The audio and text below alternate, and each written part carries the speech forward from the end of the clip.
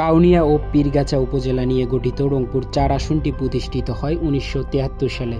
প্রায় ৪,৭৮,৩৮৬ ভোটারের এই আসনটি এখন জাতীয় রাজনীতির গুরুত্বপূর্ণ এক মঞ্চ।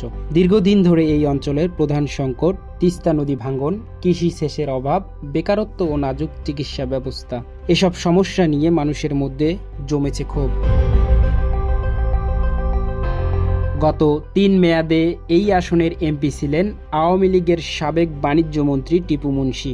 যদিও স্থানীয়দের অভিযোগ, তার শাসনে উন্নয়নের চেয়ে জমি দখল, টেন্ডারবাজি ও ক্ষমতার অপব্যবহারই বেশি দৃশ্যমান ছিল।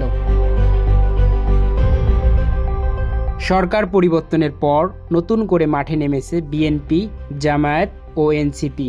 ৩ দলই বলছে টিপু মুনশির আমলে গণতন্ত্র ছিল অবরুদ্ধ, আর এবারে তারা ফিরিয়ে দিতে চায় ভোটার অধিকার ও ন্যায় বিচার। বিএনপির মনোনয়ন প্রত্যাশী এমদাদুল হক ভরসা ভিন্নধর্মী প্রচারণা চালাচ্ছেন। মাঠ পর্যায়ে বিএনপি সমর্থকদের মধ্যে তার প্রতি আস্থার ছাপ স্পষ্ট। দলীয় বিভেদ ভুলে তিনি আওয়ামী লীগের দিকেও সহযোগিতার বার্তা দিয়েছেন। গণতন্ত্র রক্ষায় দলমতের ঊর্ধ্বে গিয়ে সহ অবস্থানের আহ্বান জানিয়েছেন। জামায়াত থেকে সরাসরি দলীয় প্রতীক নিয়ে প্রতিদ্বন্দ্বিতা করবেন রংপুর মহানগর আমির এটিএম আজম খান। ধর্মীয় শিক্ষায় শিক্ষিত এই নেতা দীর্ঘদিন ধরে স্থানীয় সমাজসেবায় যুক্ত।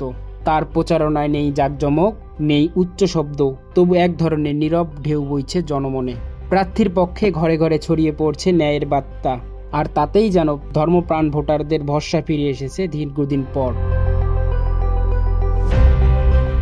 অন্যদিকে তৃতীয় শক্তি হিসেবে মাঠে নেমেছেন এনসিপির তরুণ মুখ আক্তার হোসেন। ছাত্র আন্দোলন থেকে উঠে আসা এই নেতা শতাধিক ব্যাটারি চালিত ভ্যান যোগে গ্রামে প্রচার চালিয়ে দারুণ আলোচনায় এসেছেন। তার ভাষায় রাজনীতি এখন ধনিক আর পরিবার কেন্দ্রিক হয়ে গেছে।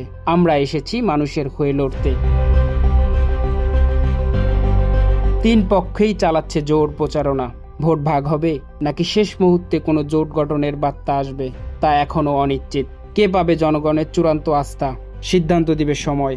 তবে বিশ্লেষকরা বলছেন রংপুর ৪ আসনে ভোটের মাঠে এবার অনেক কিছু নির্ধারণ হবে শেষ মুহূর্তের হিসাব নিকাশে। মনিরুল ইসলাম, টাইম নিউজ, ঢাকা।